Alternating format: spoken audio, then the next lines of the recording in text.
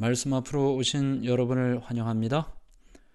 오늘은 164강 65장 두 번째 시간으로 건축자의 버린 돌이라는 제목으로 말씀을 나누도록 하겠습니다.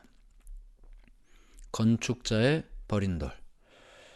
마태복음 21장 28절부터 32절까지 말씀을 읽겠습니다. 마태복음 21장 28절부터 32절. 그러나 너희 생각에는 어떠하냐? 어떤 사람에게 두 아들이 있는데 맏아들에게 가서 이르되 얘 오늘 포도원에 가서 일하라 하니 대답하여 이르되 아버지 가겠나이다 하더니 가지 아니하고 둘째 아들에게 가서 또 그와 같이 말하니 대답하여 이르되 실소이다 하였다가 그 후에 뉘우치고 갔으니 그 둘 중에 누가 아버지의 뜻대로 하였느냐? 이르되 둘째 아들이니이다. 예수께서 그들에게 이르시되 내가 진실로 너희에게 이르노니 세리들과 창녀들이 너희보다 먼저 하나님의 나라에 들어가리라. 요한이 의의 도로 너희에게 왔거늘 너희는 그를 믿지 아니하였으되 세리와 창녀는 믿었으며 너희는 이것을 보고도 끝내 뉘우쳐 믿지 아니하였도다. 네, 예수님께서 갑자기 질문을 하셨습니다. 사람들은 비유를 듣고 이 이야기의 의미가 무엇인가 깊이 생각하게 되었습니다. 예수님께서 질문하셨죠. 첫 번째 아들에게 가서 일하라고 했습니다. 가겠다고 하고는 안 갔습니다. 둘째 아들에게도 똑같이 말했죠. 안 가겠다고 했다가 나중에 가서 일했습니다. 누가 아버지의 뜻대로 했느냐? 그랬더니 둘째가 아버지의 뜻대로 한 것이라고 대답을 했습니다. 그랬더니 예수님께서 뭐라고 말씀하셨나요? 세리와 창녀들이 너희보다 먼저 하나님 나라에 들어가리라 하고 말씀하셨습니다. 하나님께서는 유대인들을 주님의 포도원에 가서 일하도록 부르셨습니다. 그러나 그들은 거절했습니다. 하나님의 일을 하질 않았습니다. 자신만을 위해 살았습니다. 그러나 침례 요한이 와서 침례의 기별을 선포했을 때 세리와 창녀들은 침례를 받았습니다. 물론 어떤 바리새인들은 회개하고 요한의 침례를 받은 사람도 있습니다. 그러나 지도자들은 받아들이질 않았습니다.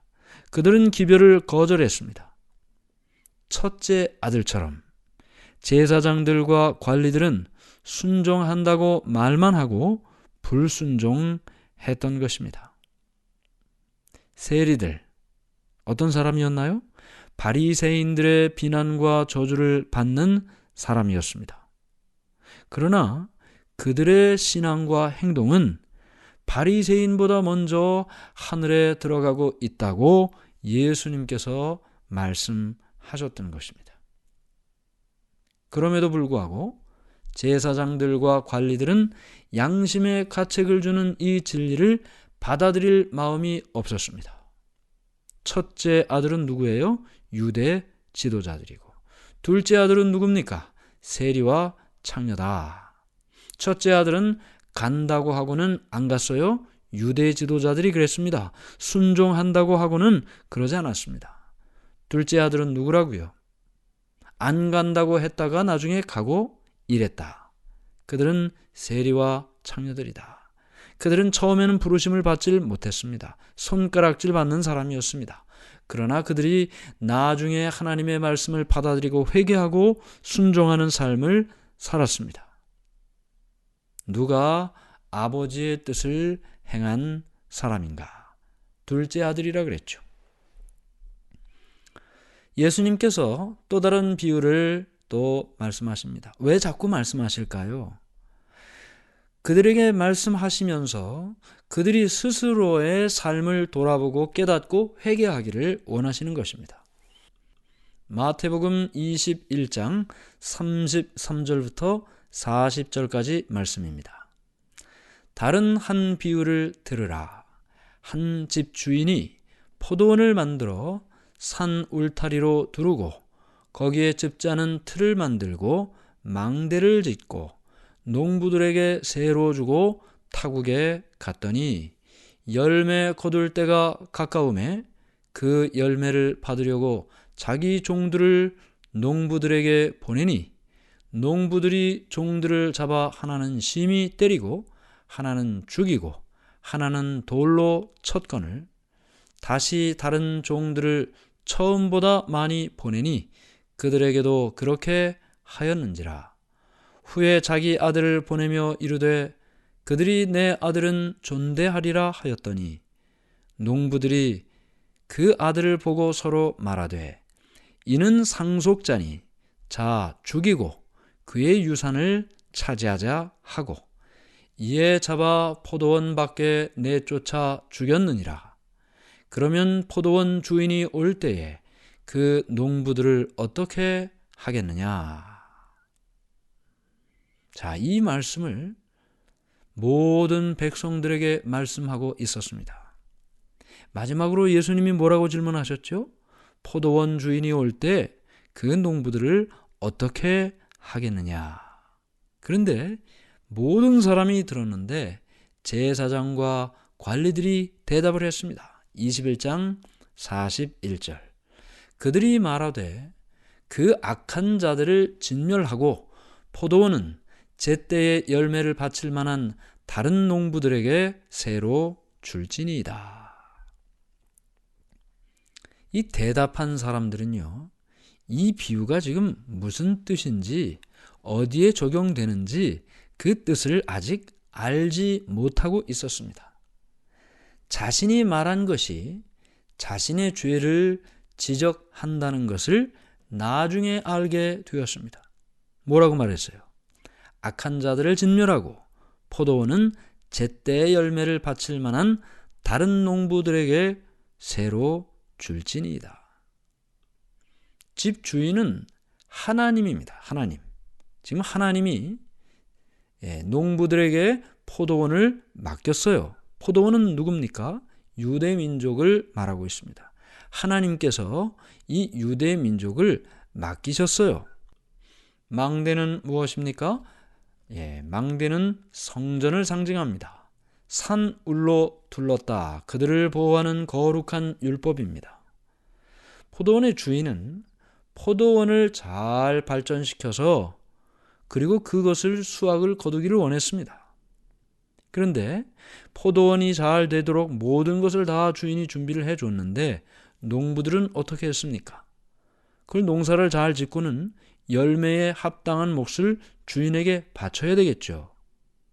마찬가지로 하나님의 백성들이 그들에게 주신 특권에 맞는 삶을 살아야 하나님께 영광을 돌리는 것입니다. 그런데요, 농부들이 주인이 보낸 종을 죽인 것처럼 유대인들도 하나님께서 그들의 죄를 회개하도록 보낸 선지자를 죽였습니다. 계속해서 보내진 기별자들이 죽임을 당했습니다. 그래서 포도원 주인은 이 순종하지 않는 종, 악한 종들에게 마지막으로 누구를 보냈습니까? 자신의 아들을 보냈습니다. 자신의 아들을 보냈지만 악한 종들은 그 아들을 죽였습니다.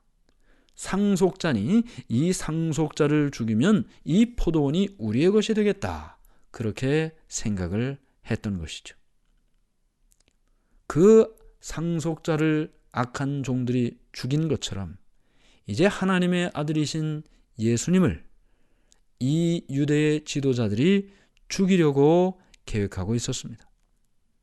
그들은 하나님 아버지께서 마지막 호소와 함께 보내신 예수님을 죽이려고 계획하고 있었습니다. 예수님께서 하실 수 있는 모든 방법을 통해 그들이 지금 잘못된 삶을 살고 있다는 것을 분명히 보여주시려고 노력하고 있었습니다. 포도원 주인이 올 때 이 농부들을 어떻게 하겠느냐 하고 물으실 때 예수님께서는 어떻게 해요? 자신이 한 대답으로 자신의 결과를 알기를 원하셨습니다. 청중들은 그 경고를 깨달았습니다. 제사장들과 관리들은 스스로 자신의 심판을 선언하고 있었던 것입니다.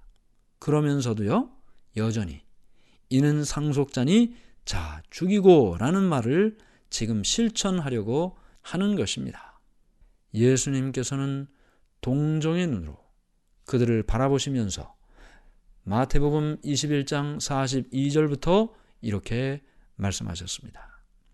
예수께서 이르시되 너희가 성경에 건축자들이 버린 돌이 모퉁이의 머릿돌이 되었나니 이것은 주로 말미암아 된 것이요 우리 눈에 기이하도다 함을 읽어본 일이 없느냐.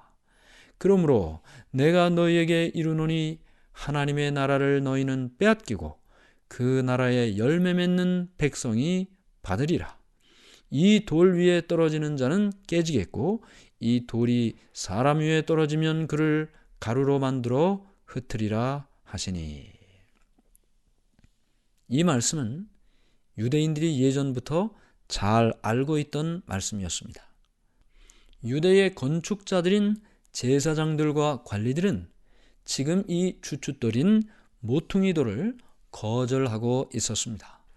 사실 이 이야기는요, 처음 성전을 건축할 때 실제로 일어난 일이기도 했습니다.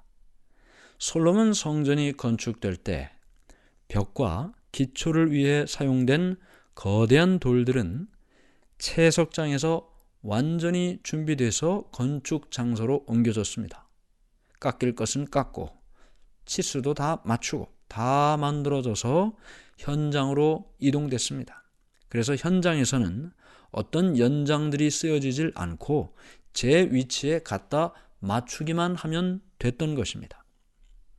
그런데 기초에 사용하기 위해서 아주 크고 특별한 모양을 한 돌을 가져왔습니다. 그런데 일꾼들은 이것이 어디에 맞는지를 몰라서 이렇게도 맞춰보고 저렇게도 맞춰봤지만 맞질 않았어요. 그래서 버려진 채 오랜 시간이 지났습니다. 이제 모든 중요한 건축들이 다 진행이 됐고요. 건축자들이 모퉁이 돌을 찾았습니다. 근데 찾을 수가 없었어요. 이 모퉁이 돌이라는 것은 특별한 위치에 딱 맞게 만들어진 것입니다.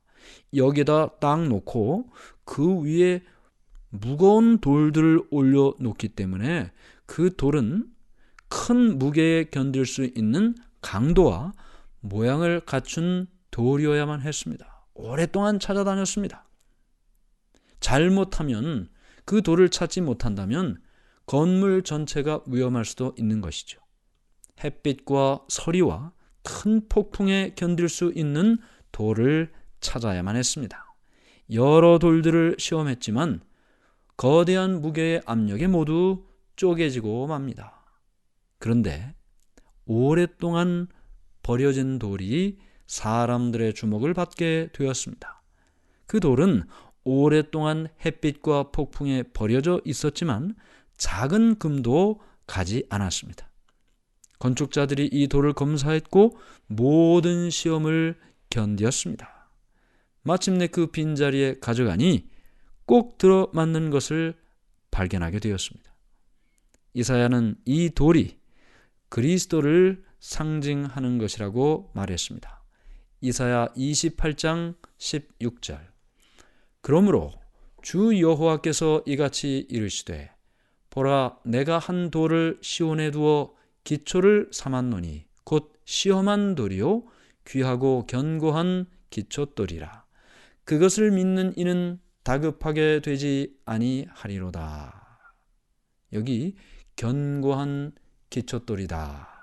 하나님께서 두신 돌이다 라고 말씀하셨습니다. 하나님께서는 모든 사람이 이 돌 위에 걱정과 근심의 짐을 놓으라고 말씀하십니다.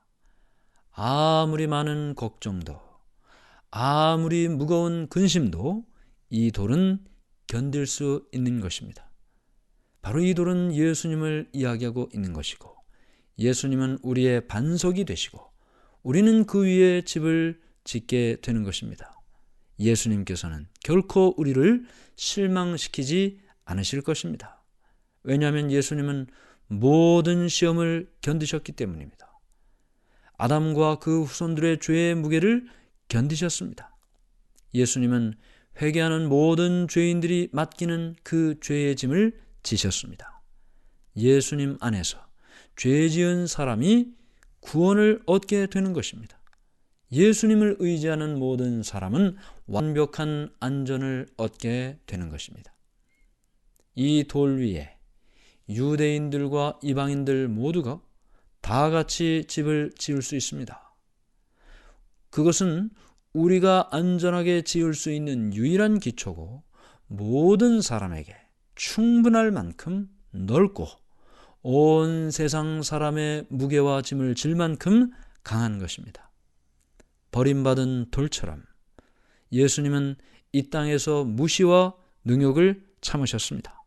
그러나 죽음을 이기고 부활하셨고 마침내 재림하셔서 하늘과 땅의 주로 이 땅에 나타나실 것입니다. 그날 여러 비유와 예증으로 예수님께서는 유대인들과 각 시대에 거절하는 사람에게 경고를 주셨습니다. 모든 경고는 그들을 위한 것입니다. 더럽혀진 성전, 불순종한 아들, 거짓 농부들, 거만한 건축자들의 모습은 모두 죄인의 모습에서 찾아볼 수 있는 것입니다. 회개하지 않으면 그 모든 사람들은 그들의 운명과 같이 될 것입니다. 어떻게 해요? 불순종한 아들, 더럽혀진 성전, 거짓 농부들 모두가 실패하고 마침내 심판을 견디지 못하는 것입니다.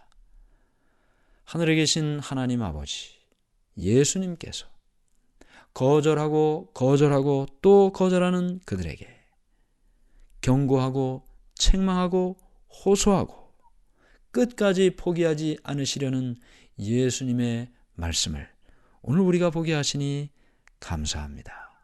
그들은 스스로 그들의 운명을 대답했습니다. 오늘 우리의 마음속에 주님의 말씀을 깨닫고 주님을 따라 살아가는 견고한 믿음의 사람 되게 해 주시옵소서.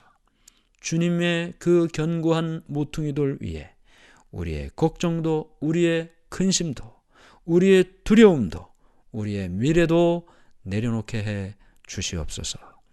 예수님의 이름으로 간절히 기도드리옵나이다. 아멘.